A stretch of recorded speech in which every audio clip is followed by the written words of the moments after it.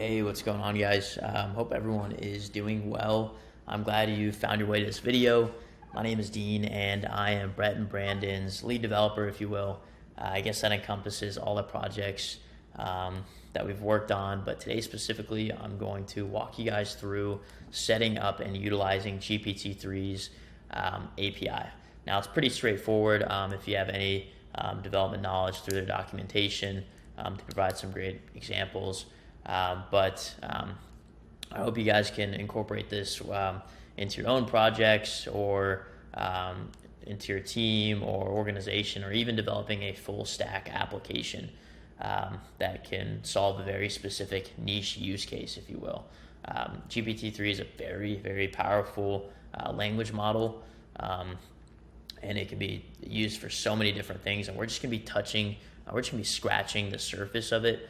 I'm in no means an expert in this industry in artificial intelligence, but I do know a thing or two about programming and using APIs, and I'm definitely learning as I go as well. So ChatGPT, I'm sure you guys are familiar with now. It's essentially a variant of GPT-3.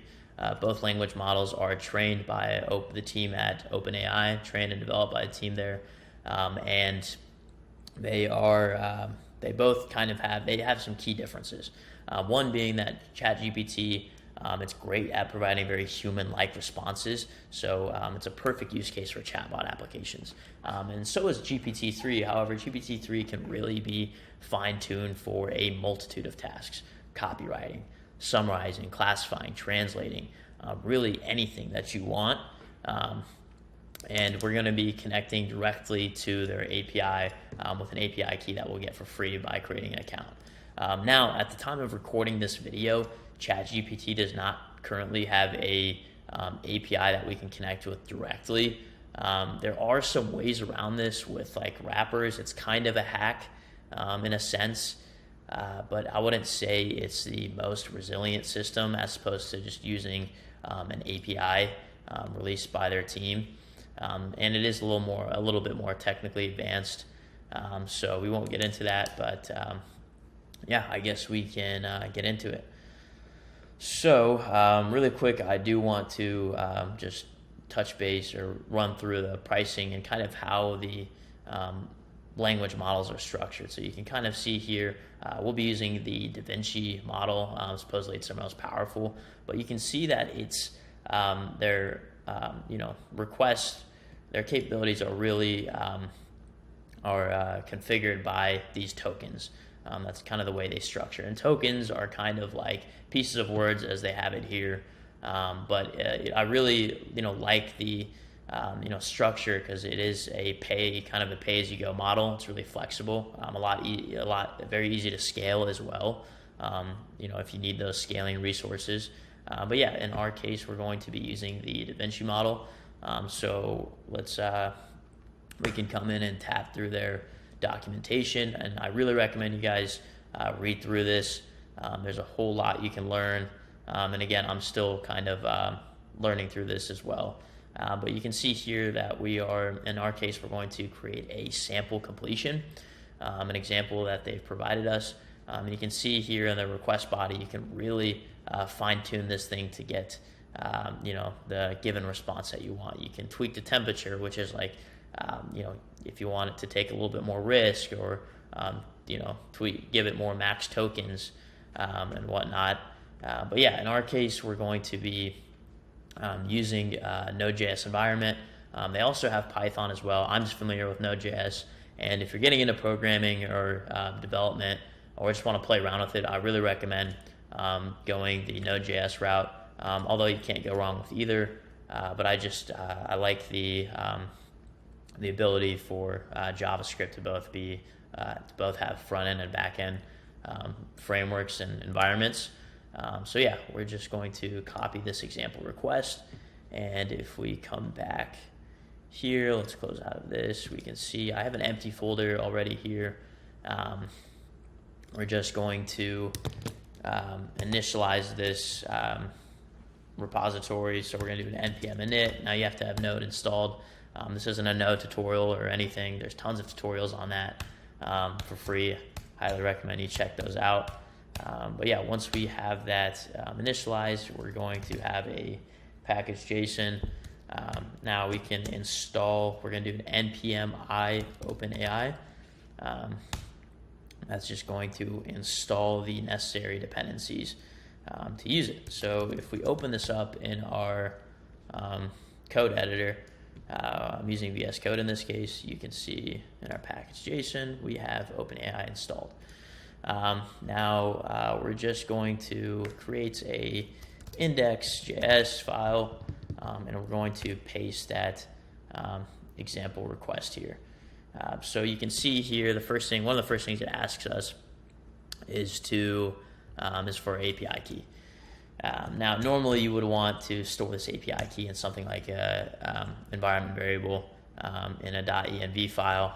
Obviously, you don't want to expose this to client-side code or anything, but for the purpose of this tutorial, I'm just going to hard code it. So once you come and actually make your OpenAI account, you can come and generate a new secret, which is like an API key. So we're going to go ahead and copy this and paste it here. And like I said, guys, normally you wouldn't want to do this, but just for the purpose of this tutorial, by the time this is released, I will have deleted this.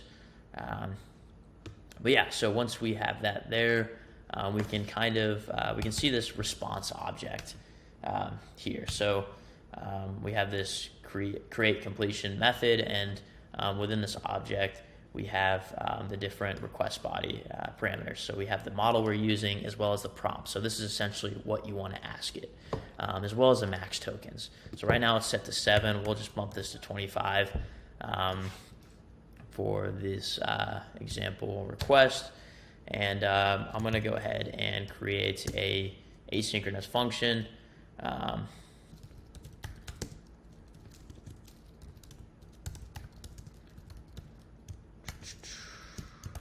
We will go ahead and put this response object in the async, and we're just going to go ahead and log this response. Make sure to call the function outside. So if we go ahead and save this and open up our terminal, we can just do no dot. We have it pointed to the index.js file in our package JSON. So if we run that, we should get some type of response. Yep. So we're going to do a little bit of parsing, if you will.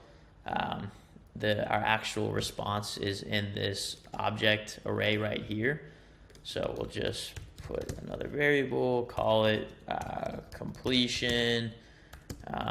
So response, where are we? So data, choices, that's an array. We'll just put the first one, and then we will put it to text. That should work if I'm not mistaken. Yep, and then we'll just log the actual completion. So if we rerun this, no dot, boom, awesome, we got it. So we see this is indeed a test. Now this prompt can be changed to whatever. So you can say, for instance, write me a professional product title for a kids bouncy house. I don't know. But we will we'll put the max tokens up to like 50, see what it returns back. Just with the default configuration. So, boom, inflatable kids bouncy house castle with slide and ball pit. Or, really, as any prompt you want to ask it. Write me a tutorial on setting up GPT-3's API. We'll probably put the max tokens up to, let's put 250 for now. Let's see what it gives us. I'll probably take a little bit longer. I'm actually curious to see what it returns back.